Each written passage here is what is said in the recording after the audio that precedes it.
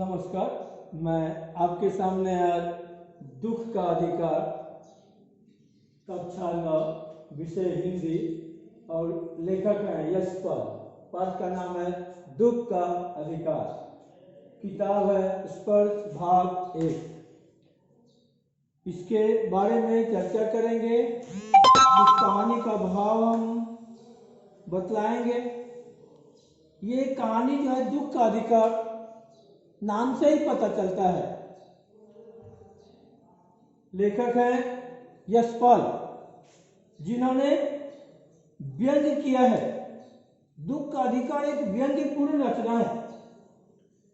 इसमें इस बात पर दुख प्रकट किया गया है कि लोग गरीबों के दुख को दुख नहीं समझते। हमारे देश में कुछ अभागे लोग ऐसे भी हैं कि जिन्हें दुख मनाने का भी अधिकार नहीं है। इसमें पोशाक के महत्व का भी वर्णन किया गया है। हमारे समाज में हमारी पोशाक देखकर हमारा स्तर निर्धारित किया जाता है।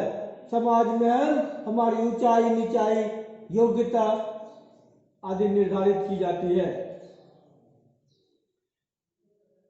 यही पोशाक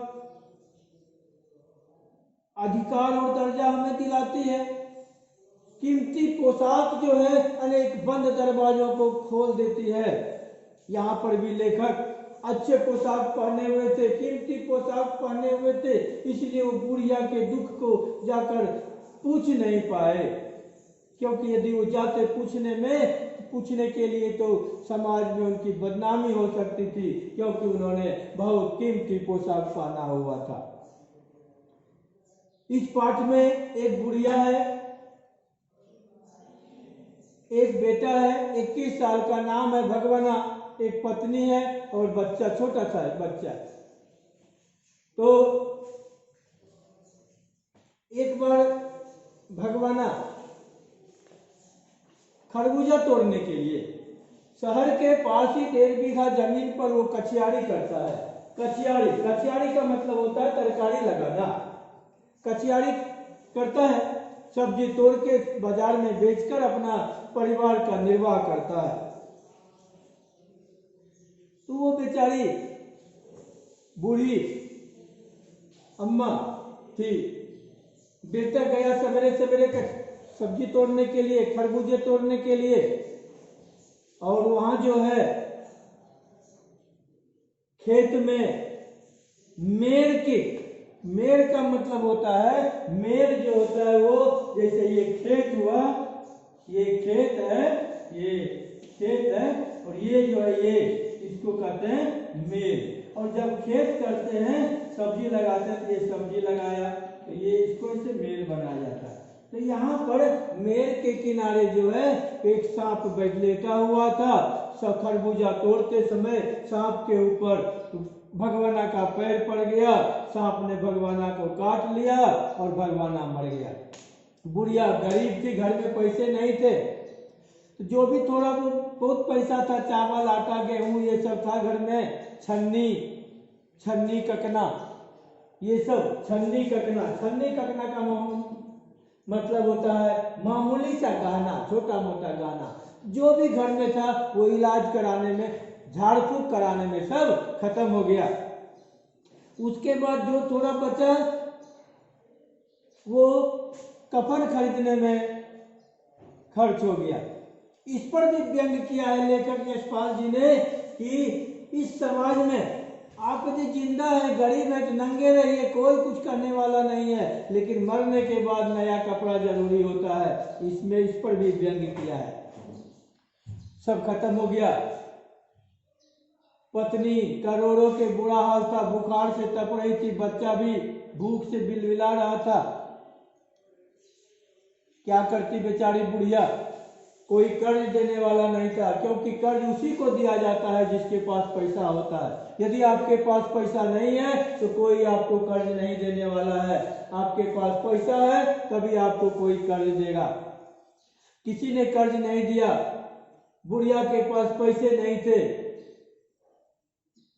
बहू का इलाज भी कराना था, छोटा जो बच्चा था उसे भी खाना खिलाना था। तो बेचारी बुढ़िया डलिया में खरबूजा लेकर बाजार में बेचने के लिए आ गई।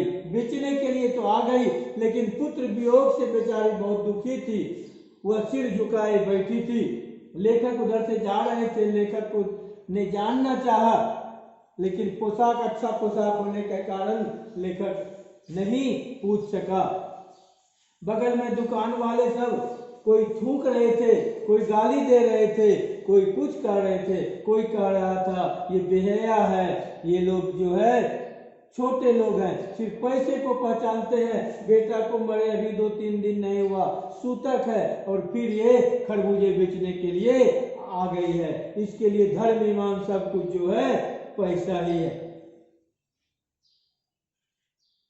लेखक को दुकानदारों से ही पता चला कि बुढ़िया का 21 साल का बेटा भगवाना सांप के काटने से मर गया है।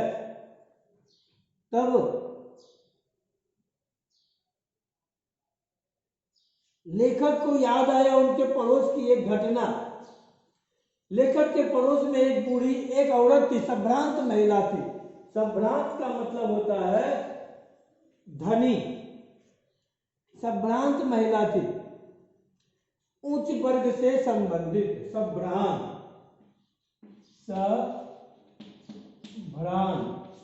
उच्च वर्ग की,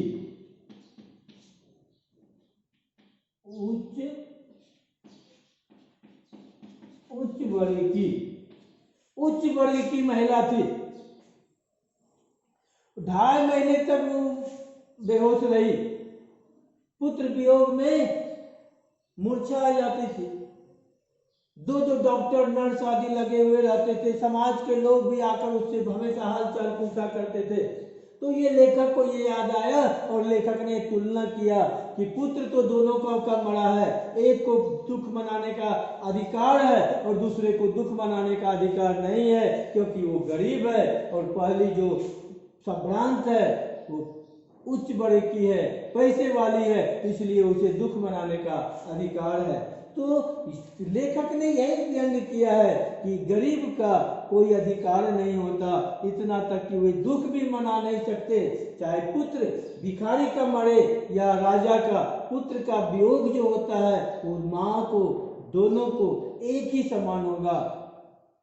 ऐसा नहीं है कि जो अमीर है उसे ज्यादा दुख होगा और जो गरीब है वो माँ को कम दुख होगा। तो लेखक को यही बात याद आती है और फिर लेखक दोनों पुत्र वियोगिनी माताओं की तुलना करते हैं। उनके मन में एक विचार आता है कि शोक करने का और दुख मनाने के लिए भी सुविधा चाहिए, अधिकार चाहिए। तो इस पाठ में लेखक ने यही व्यंग किया है। 3 बातें एक और किया है कि लोग जो है झाड़ फूक पर ज्यादा विश्वास करते हैं, पूजा पाठ पर विश्वास करते हैं। जैसे जब भगवाना को सांप ने काटा तो भगवाना को डॉक्टर के पास नहीं ले गई उसकी बूढ़ी माँ, उसे झाड़ फूक कराया, पूजा किया, नाग की पूजा की, नागदेव की पूजा अर्चना की, दान दक्षिणा की, और यदि उसके जगह पर वो शायद इलाज कराती, डॉक्टर के पास जाती तो शायद ठीक भी हो जाता। तो यहाँ पर ये अंधविश्वास पर व्यंग किया गया है। एक तरफ वस्त्र के ऊपर व्यंग किया गया है कि लेखक अच्छा वस्त्र पहने थे इसलिए उस बुढ़िया के दुख को पूछ नहीं सके। तीसरी तरफ गरीब कर्ज उसी को दिया जाता है जिसके पास पैसा होता है, जिसके पास पैसा नहीं होता उसे कोई कर्ज नहीं देता।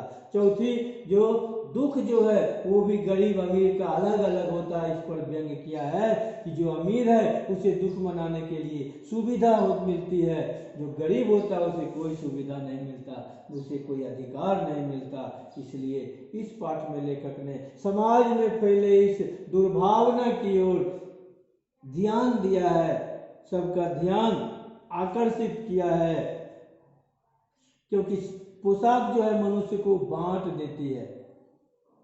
इसलिए मैं आप लोगों से यही निवेदन करता हूँ, हमें ये ऊंच नीच आदि की भावनाओं को त्याग कर सबको एक जैसा समझना चाहिए, चाहे वो गरीब हो या अमीर हो, जो भी हो उसे अपना समझना चाहिए। ऐसा नहीं कि हम अमीर हैं तो गरीबों से बात नहीं करें, ऐसी बात नहीं है। हमें मिलकर रहना चाहिए और ये दुख का अधिकार पाठ हमें यही समझाता है।